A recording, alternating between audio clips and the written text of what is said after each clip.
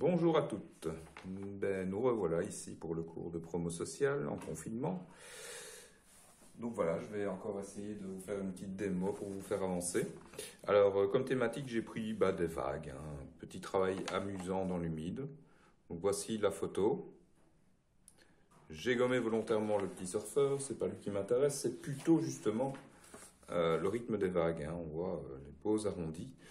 Les arrondis qui ne se situent pas sur le même niveau et qui ont tendance justement à être liés à un point de fuite très très lointain.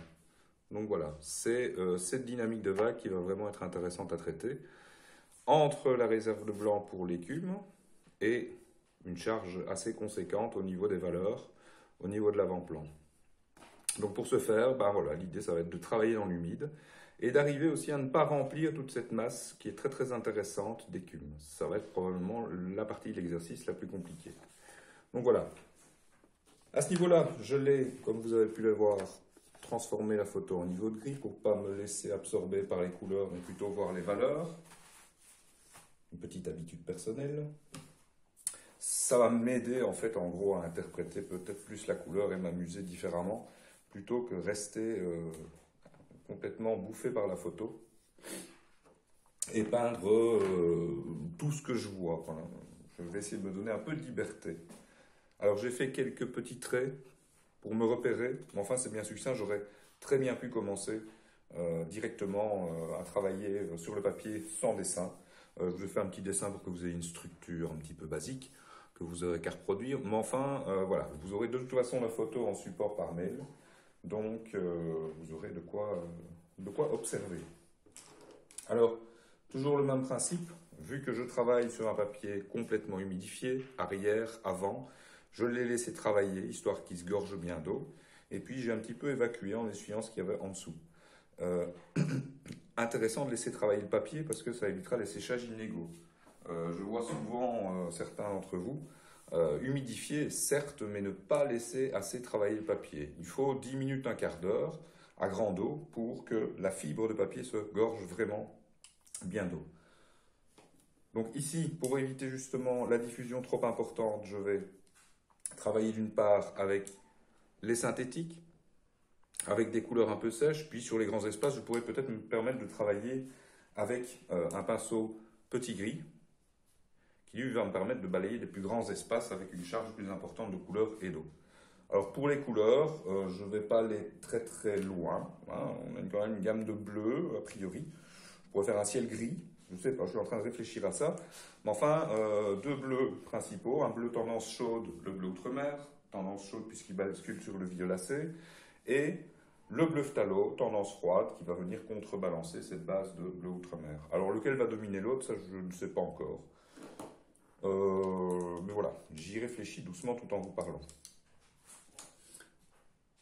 Alors encore une fois, la dynamique est intéressante, vous allez devoir réserver des blancs, mais on peut observer quand même que à la base de l'écume, ici dans le creux, on a certaines nuances. Et là justement, je vais jouer sur un autre mélange, une troisième couleur qui va être la terre d'ombre brûlée.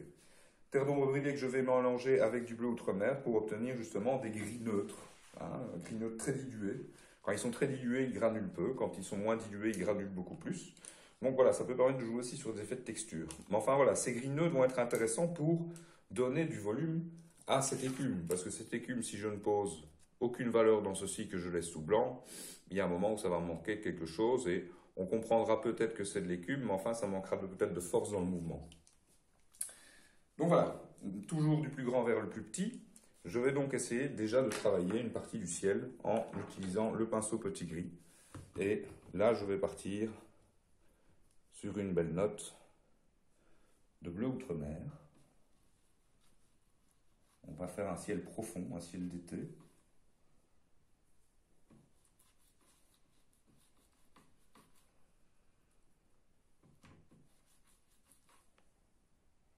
Mais je vais quand même y mettre, pour la relever un petit peu, je vais mettre une petite pointe de bleu phthalo. Ça, j'obtiens un bleu outre-mer, mais un peu péchu.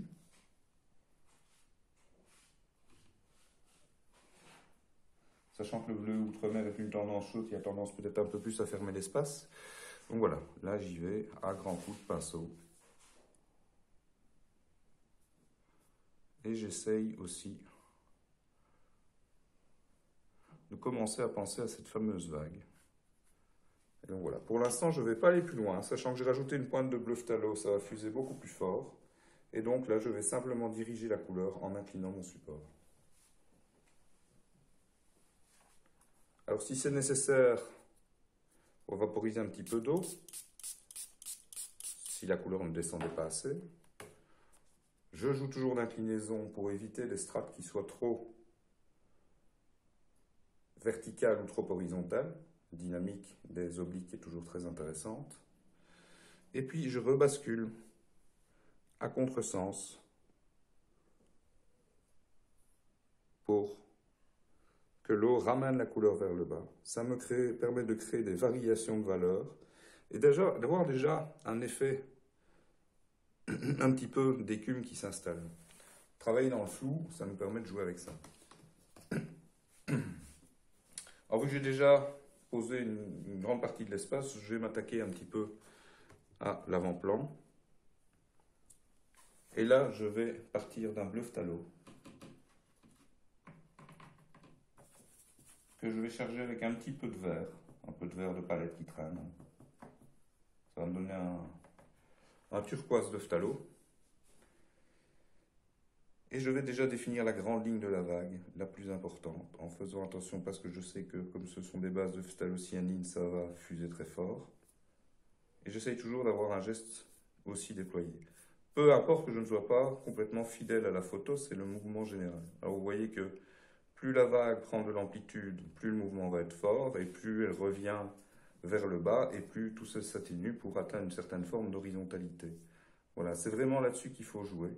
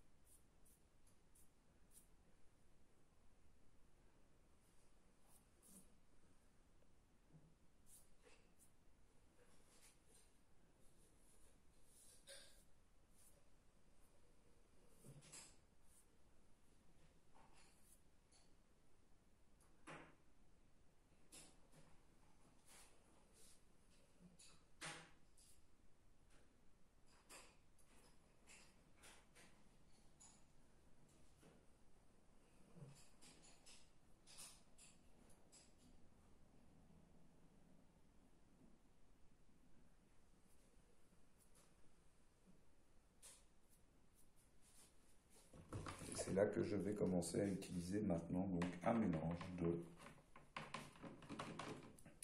brun, un terre d'ombre brûlée et de bleu outre-mer. Alors d'une part, ce mélange, je le dis souvent, mais il permet d'obtenir, si le bleu domine, une forme de gris de Payne. Si le brun domine, on va obtenir plutôt quelque chose qui tient du sépia, hein, ce brun le plus sombre. Et s'ils sont assez bien équilibrés, on va obtenir un gris neutre. On va pouvoir faire varier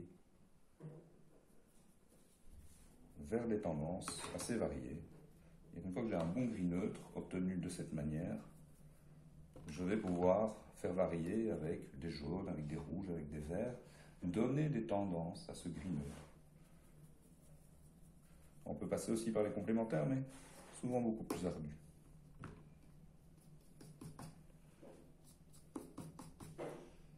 Alors là, j'essaye d'avoir justement un pinceau assez sec, une couleur assez sèche aussi. Vu qu'on travaille dans l'humide, ça peut paraître un peu particulier. Mais il faut que les couleurs soient, comme vous pouvez le voir dans votre syllabus à un moment, hein, on a différents niveaux d'humidité de la couleur entre la tisane claire et la crème, le beurre. Donc on va dire que moi j'essaye de travailler quelque chose d'un peu plus crémeux ici. Donc à peine dilué pour que la touche ait tendance à figer un peu. Et là je viens justement installer mes gris neutres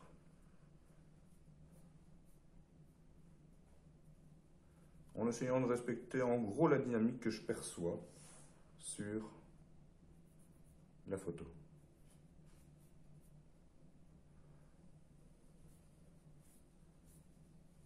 Et en faisant bien attention, évidemment, à ne pas venir trop chargé.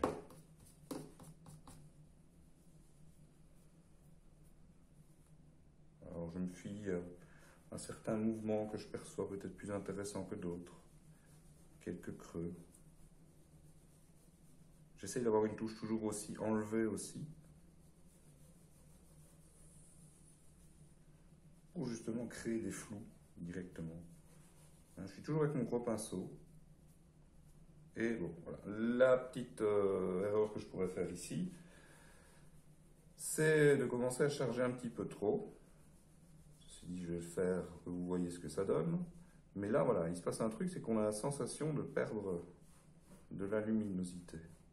Alors, réflexe de peintre qui peint avec des peintures en pâte, ce serait évidemment de rajouter du blanc pour éclaircir. Bah, ça peut sembler logique, sauf que pour rendre une masse plus claire, rendre la masse plus vivante, plus blanche, en fait, il suffit de créer une opposition de valeurs plus foncées. Au lieu d'essayer d'éclaircir, ce qui en aquarelle est compliqué, sauf avec de l'eau, mais quand la couleur est posée sur les papiers, on peut difficilement éclaircir. Ben, pour rendre une valeur plus claire, l'idéal va être d'opposer une valeur très très sombre. Donc ici, je vais essayer d'aller chercher le bleu outre-mer, le plus profond que je puisse trouver, sans le faire entrer en rupture. Donc ce que je me dis, c'est que je vais peut-être utiliser, comme tout à l'heure, un peu de brun, mais le brun a cette propriété de ternir. Le bleu, de le rendre un peu neutre, et donc peut-être que d'y mettre une touche de violacé, le violacé dioxazine, ça va faire basculer sur quelque chose de beaucoup plus profond, peut-être beaucoup plus intéressant. Voilà. Là, on voit que j'y étais fort.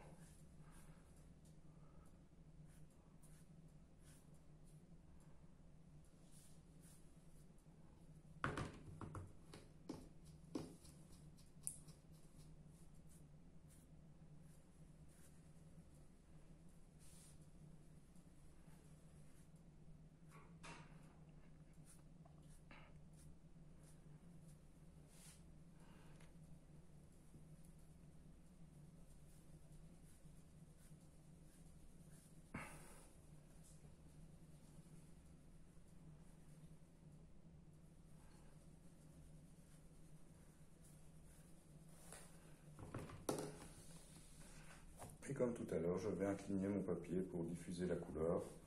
Encore une fois, si ça ne diffuse pas assez, juste de mon petit vaporisateur. Et je retourne à contresens.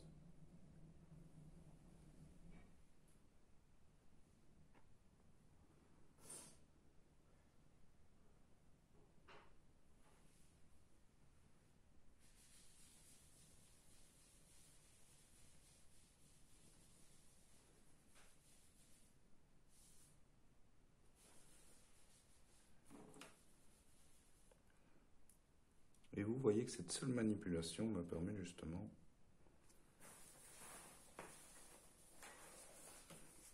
d'obtenir un petit effet justement de vague. Alors je vais un petit peu amplifier, je vais venir récupérer certains blancs en faisant du retrait avec un pinceau synthétique.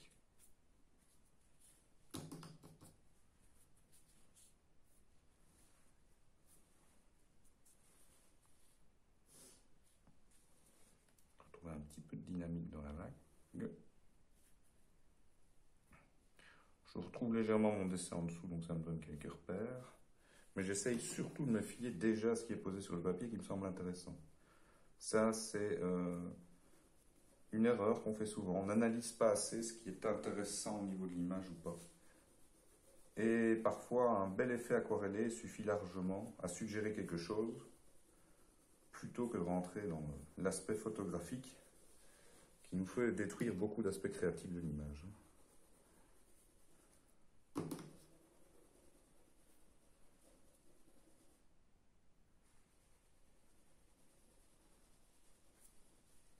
Alors c'est pareil, les enlever, j'essaye toujours de les faire d'un seul trait.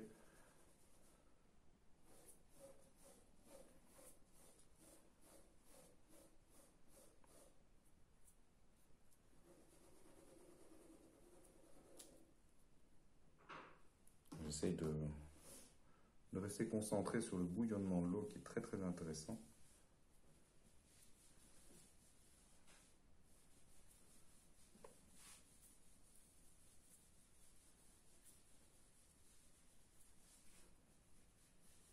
Alors, je suis en constant avec mon pinceau.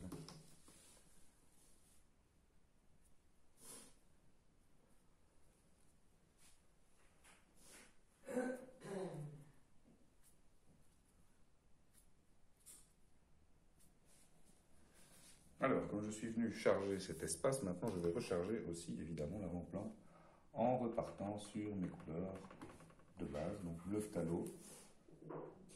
Et là, je vais lui ajouter aussi un peu de terre d'ombre brûlée.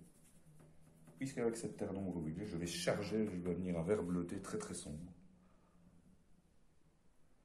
Je vais venir appuyer ici très fort. Alors, j'essaie d'observer ma ligne aussi.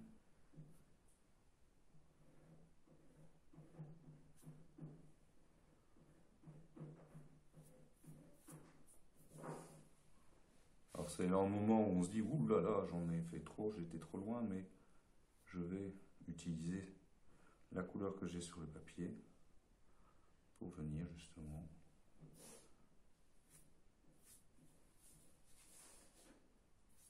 peindre les autres zones. Alors si je vois que ça surcharge trop, voilà, je balaye assez largement. J'essaye de ramener dans l'autre sens, dans le sens de la vague aussi. Hein, de faire éventuellement replonger.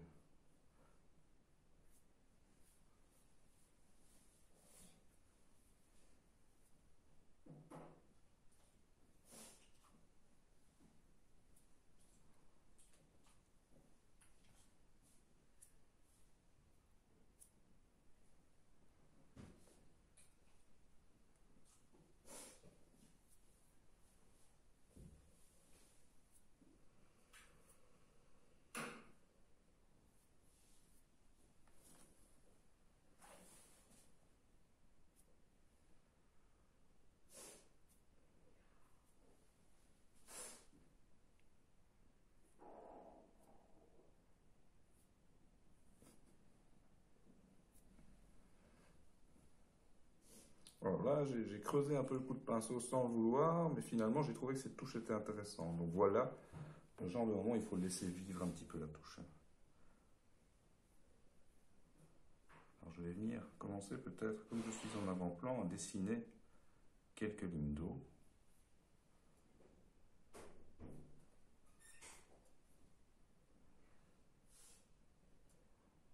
Je ne pas surjouer non plus. Il n'y a rien de pire que de surjouer sur un effet. Hein. Ça rend cet effet complètement désagréable à l'œil.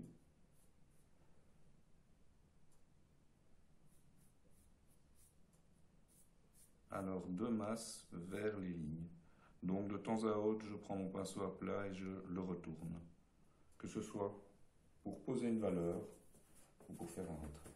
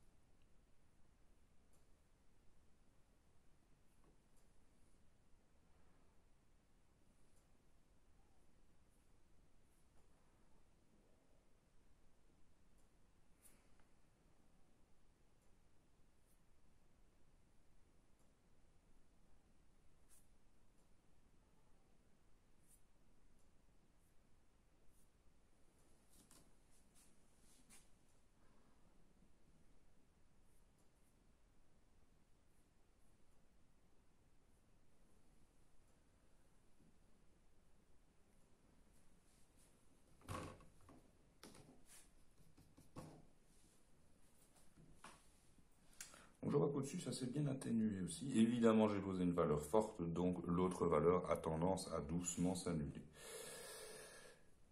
Ce que je vais faire, c'est venir, encore une fois, récupérer un peu des blancs. Ça a un peu séché. Donc ça va être un petit peu plus facile. Je vais commencer à réduire mes outils. Du plus grand vers le plus petit, c'est aussi pour les outils. Ça permet de ne pas tomber dans l'envie de précision tout de suite.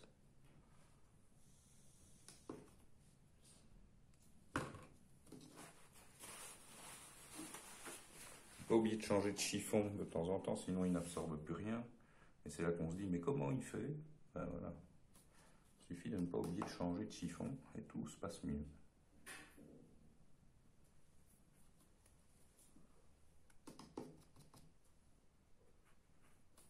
Alors là, principe du négatif, du retrait de couleur. Essayez de venir vraiment retirer de la couleur où c'est nécessaire.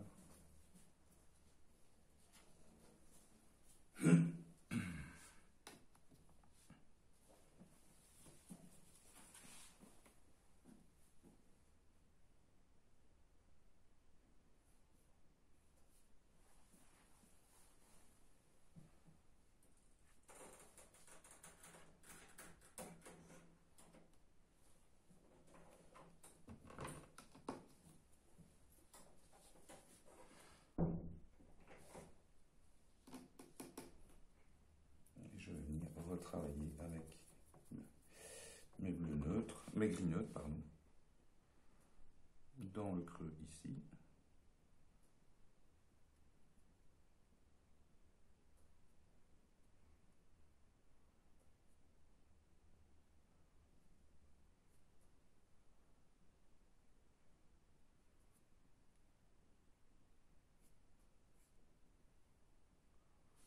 Alors, ces gris neutres, pardon, ils peuvent me paraître parfois un petit peu durs, mais je sais que derrière, je vais pouvoir venir faire du retrait, encore une fois, pour réouvrir la lumière. Donc, je ne me tracasse pas trop.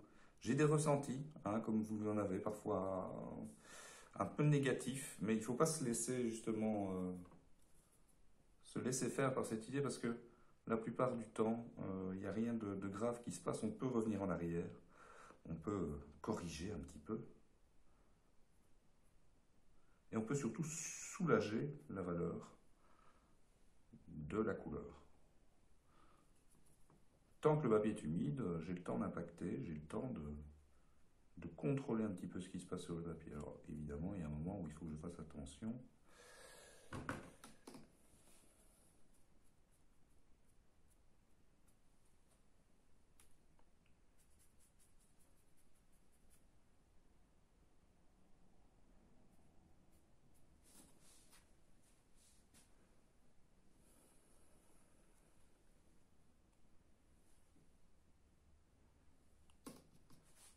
Je vois qu'il y a des endroits où évidemment il y a beaucoup d'eau qui a disparu. Donc là, je viens vraiment réouvrir en blanc.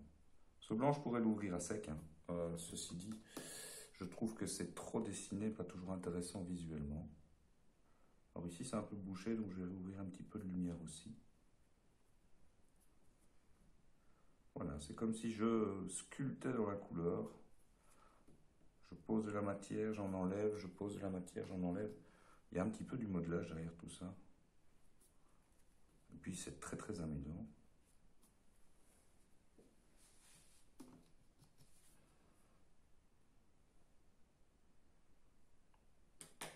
Et donc là, je vais revenir avec une valeur définitive maintenant sur mon ciel.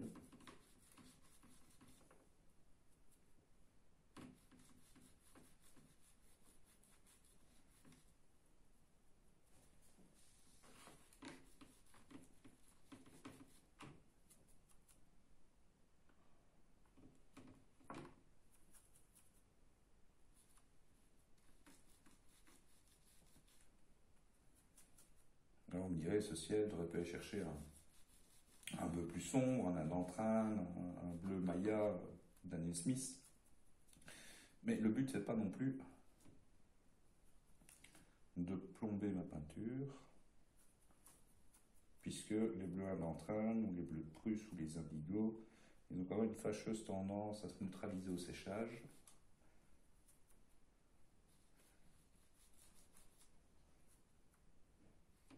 Donc là, je repars avec une base de bleu outre-mer que je charge avec un violacé.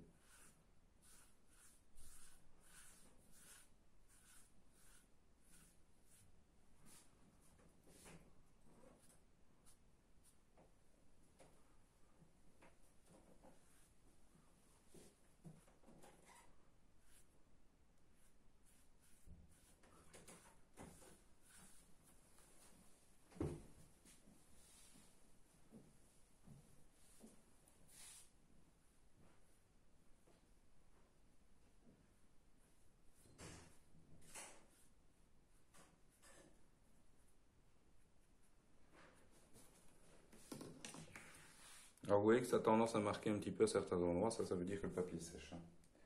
Donc ce que je fais, c'est que je guide la couleur, encore une fois. Essayer de la vaporiser un petit coup, mais il faut que je fasse très attention à le faire de très loin pour que ce soit bien diffus.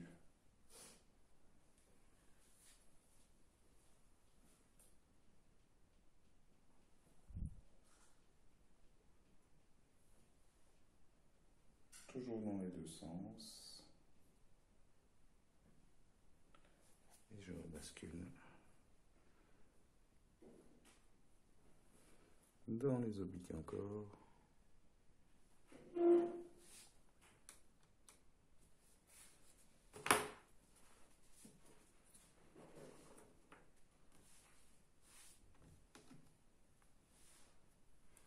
Alors c'est là que maintenant je vais rechercher quand même beaucoup de blanc. D'abord au pinceau.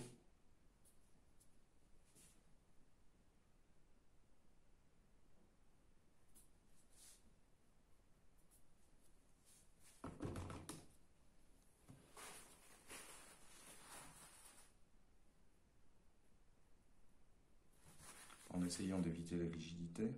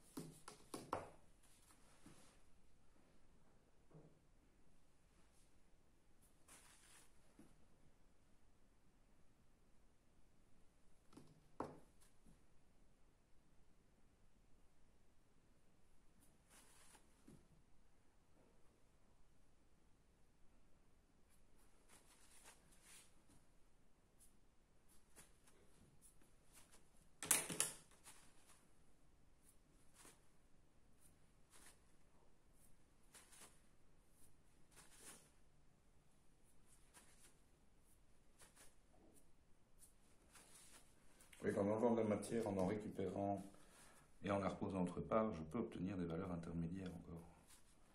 Bon, ici, mon but est de réouvrir quand même des blancs assez ouverts.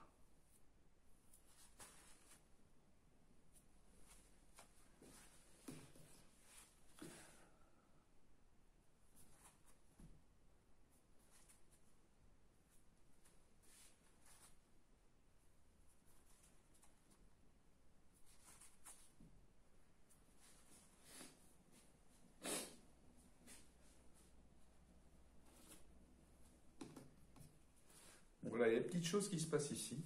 Hein, on voit des petites marbrures qui se font. Là, je vois que je suis très très éloigné de la caméra, désolé. Mais on voit qu'il y a des petites marbrures qui se font ici. Et ça, voilà, c'est le genre d'effet que j'essaye de laisser faire. Ça ne nuit absolument pas à la lecture de l'image. Hein, le spectateur aussi, il faut lui donner des choses à voir.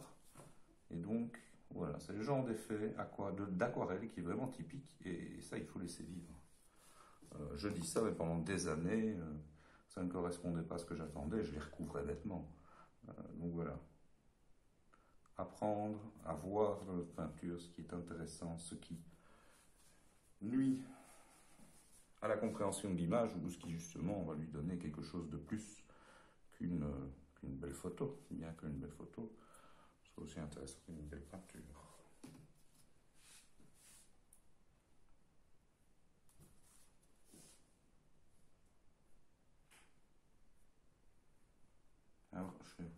on aurait vite tendance à partir dans des lignes très raides, très droites. Il faut toujours se dire qu'il faut casser tout ça, il faut donner de l'amplitude.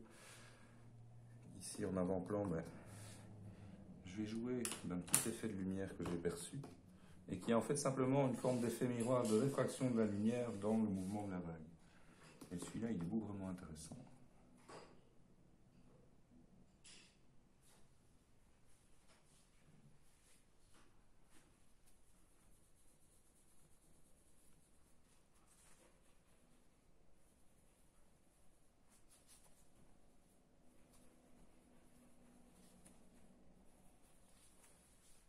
Alors, c'est là que mon mot préféré revient. Encore une fois, irrégularité, éviter les lignes trop dures. Je reste dans l'idée de la vague. Hein. Elle prend de l'amplitude et puis plus elle va, plus elle va s'écraser. Donc voilà. Après, je me fie à l'effet de lumière, mais j'essaye de respecter le sens de la vague tout en jouant de choses assez irrégulières. Ne cherchez pas à absolument, encore une fois, coller à la photo. Là, je viens travailler un petit peu la matière. Il y avait déjà une ligne un peu plus claire, donc je vais l'exploiter. Je vais créer un contresens. J'ai l'impression que cette vague, elle creuse, mais elle peut bomber à certains endroits.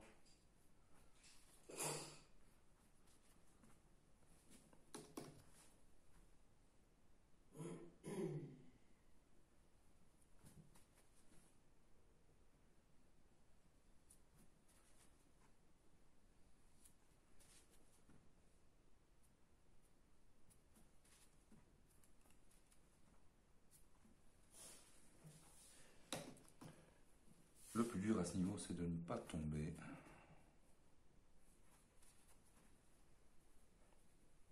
dans l'excès d'effet.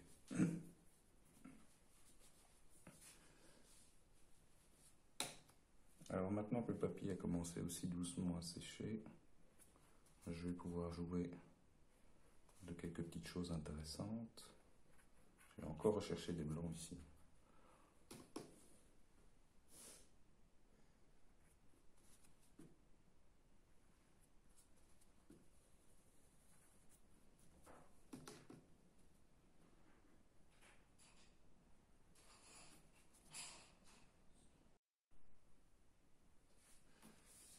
Bon, vérification de l'humidité du papier. Après petite pause, et bon, ben je vais encore venir recharger un peu plus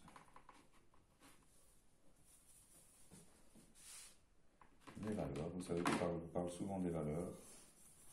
Vous expliquez que plus un tableau comporte de valeurs et plus il est fort. Et donc là, je vais aller chercher la valeur maximum que je puisse trouver ici. Et là, j'essaye toujours de respecter la strate du dessous, de ne pas tout repeindre, pas repeindre toute la zone. Mais ici, avec une valeur aussi forte, il est évident que je vais devoir faire évoluer le reste. Alors, pinceau synthétique a une couleur très très sèche à ce niveau-là, pour éviter justement d'avoir les auréoles mal foutues. Et alors, je balaye toujours d'un grand geste.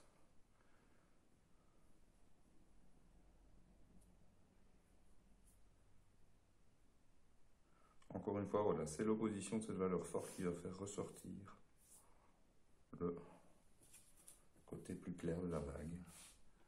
Et si je suis reparti sur un petit mélange qui neutralise encore un peu plus,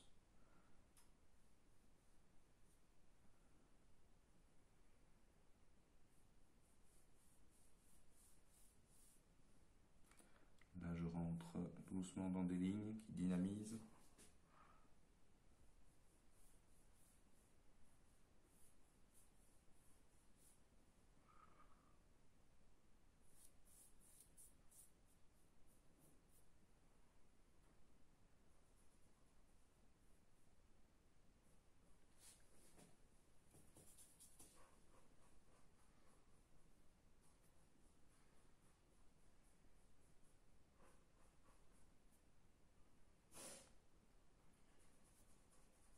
Et je viens amplifier mes valeurs toujours de la même manière.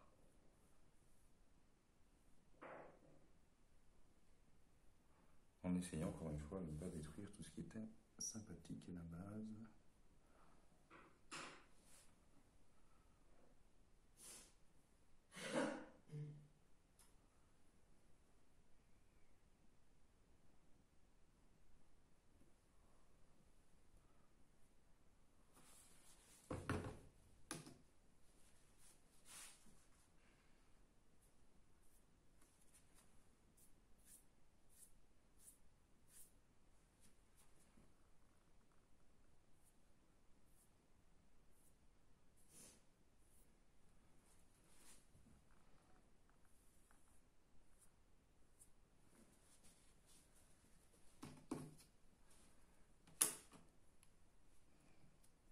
mettre ici mon outil.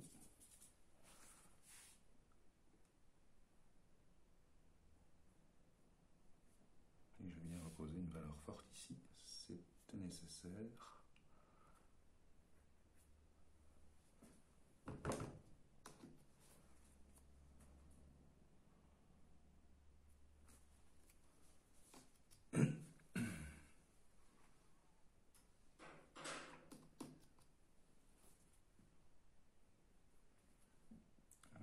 Vu que ça a fusé un petit peu, je viens redessiner en négatif. Je pense encore bien à enlever ma matière dans le sens de l'écume. Proposer aussi une valeur dans l'écume. Je ne l'ai pas encore fait, il va falloir que je le fasse assez vite.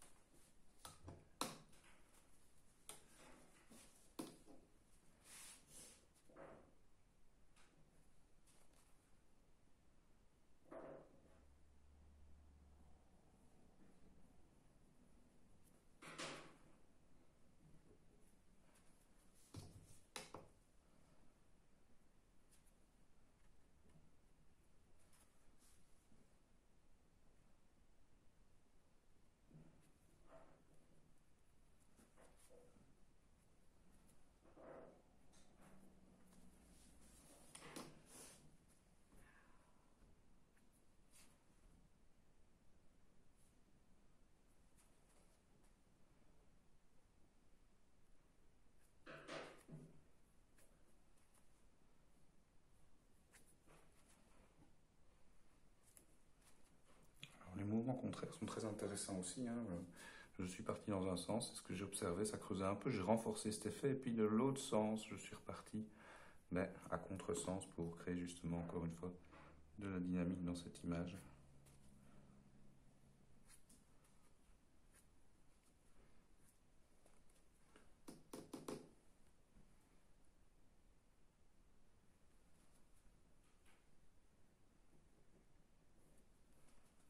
Alors là, je viens frotter un peu pour créer des valeurs intermédiaires.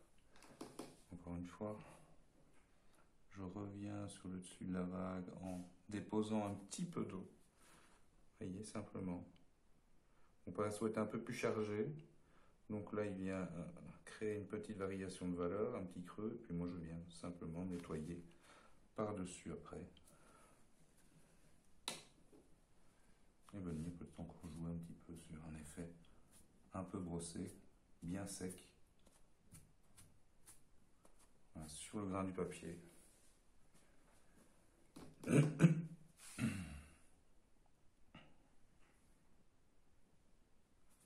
Je reviens de temps en temps ouvrir une ligne d'eau chère aux adeptes de l'aquarelle dans le grand humide, que pour ma part j'apprécie beaucoup aussi.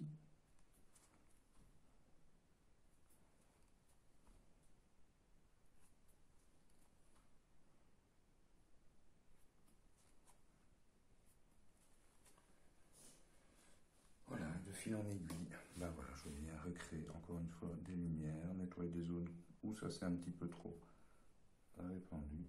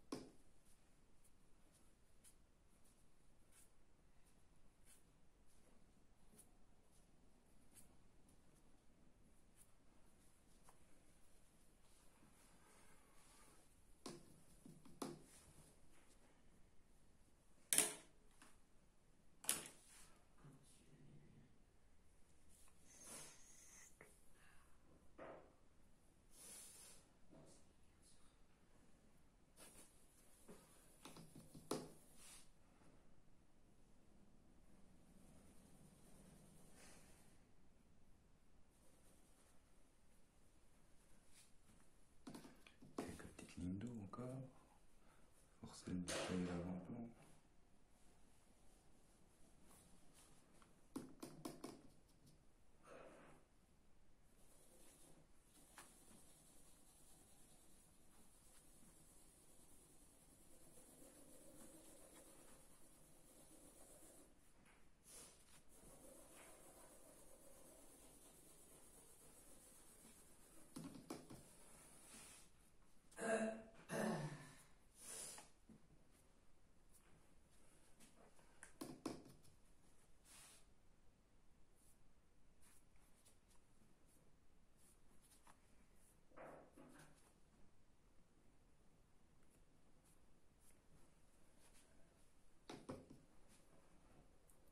Et je reviens à ce petit effet que j'avais aperçu tout à l'heure.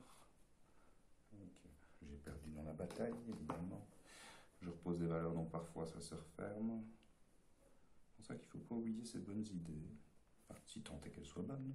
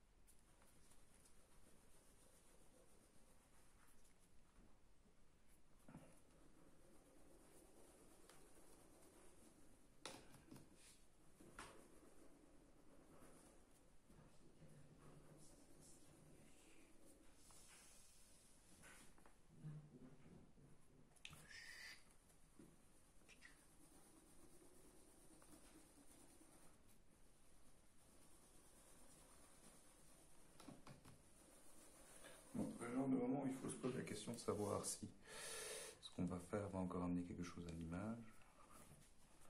Donc là, pour l'instant, je me contente de faire du retrait. Ça me laisse le temps de réfléchir aussi doucement. Je vois que j'ai encore perdu quelque chose ici.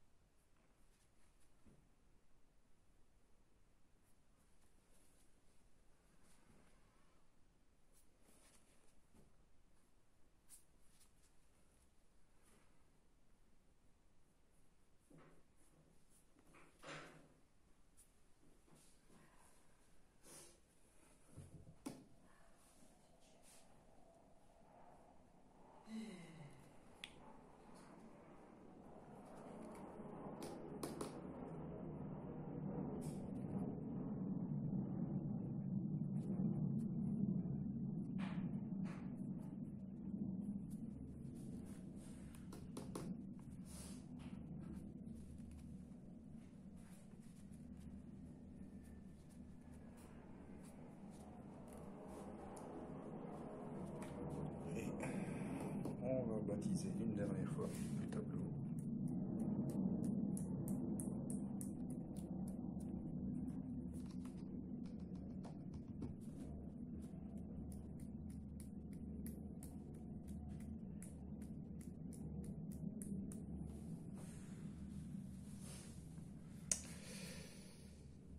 Voilà pour cette démo.